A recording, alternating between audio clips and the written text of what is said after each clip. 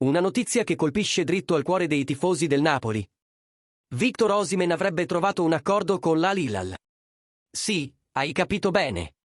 Il fuoriclasse nigeriano, uno degli attaccanti più temuti d'Europa, potrebbe essere a un passo dall'addio al vecchio continente.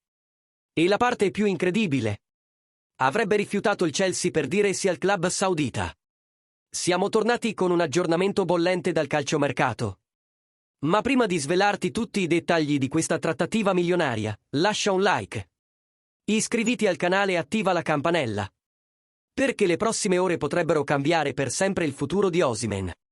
Secondo quanto riportato dal portale De Sportsine, Osimhen e l'Al Hilal avrebbero già raggiunto un'intesa dietro le quinte. Il giocatore, che ha brillato in questa stagione in prestito al Galatasaray, sembra pronto a iniziare una nuova fase della sua carriera, lontano dall'Europa. E cosa ha fatto davvero la differenza? Il denaro, tanto denaro. L'offerta saudita soddisfa esattamente le richieste salariali del bomber, 10 milioni di euro netti a stagione. Una cifra che nessun altro club europeo, nemmeno il Chelsea, è riuscito a pareggiare. Per questo motivo, Osimhen avrebbe dato la sua parola all'Al Hilal, lasciando indietro la squadra londinese. Ma la partita non è ancora finita. Nonostante l'accordo tra il giocatore e il club arabo, il trasferimento dipende ora dall'intesa con il Napoli, che detiene il cartellino dell'attaccante. E qui entra in gioco una richiesta precisa di Aurelio De Laurentiis. Non meno di 70 a 75 milioni di euro. L'Al Hilal dovrà convincere il presidente azzurro, famoso per non fare sconti quando si tratta di cedere i suoi campioni. Nel frattempo, la Juventus osserva da lontano, interessata ma consapevole che difficilmente il Napoli venderebbe un pezzo pregiato a una rivale diretta in Serie A.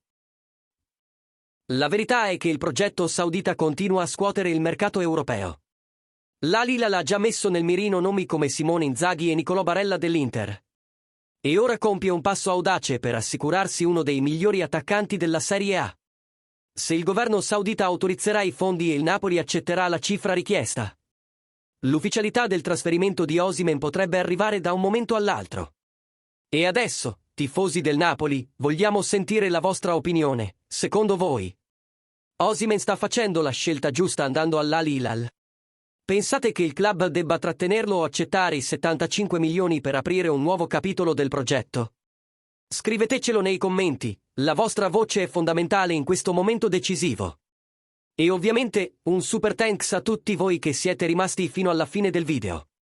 Continuiamo a seguire ogni mossa del mercato, e voi rimanete con noi per non perdere nulla. Alla prossima, e forza azzurri!